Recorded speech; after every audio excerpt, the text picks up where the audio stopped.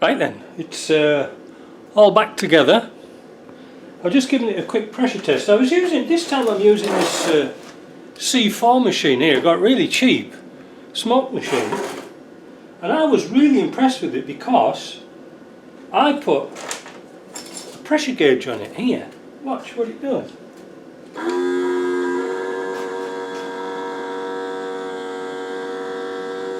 It's around about £18.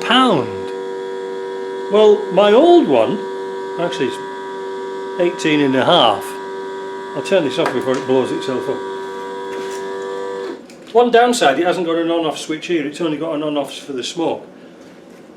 But it puts out bags of smoke. Well, do you want to see it? What do you do?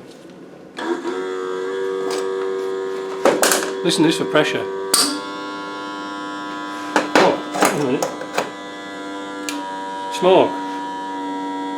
Well, there she goes. Haunting, isn't it?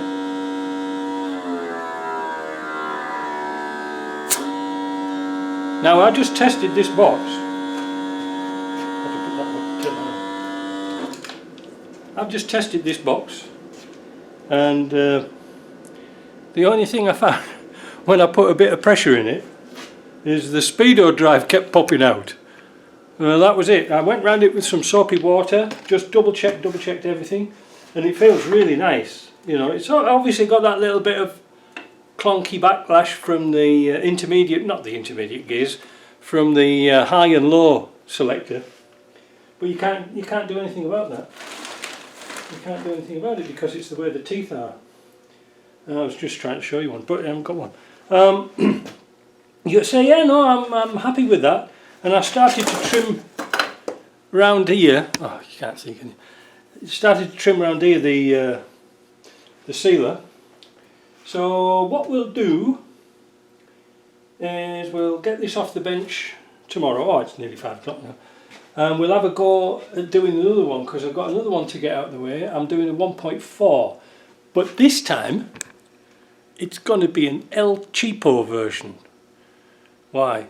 Well, I've got a lot of bearings that I've taken out of other trucks that have been really good, and they're in a matching pairs as well.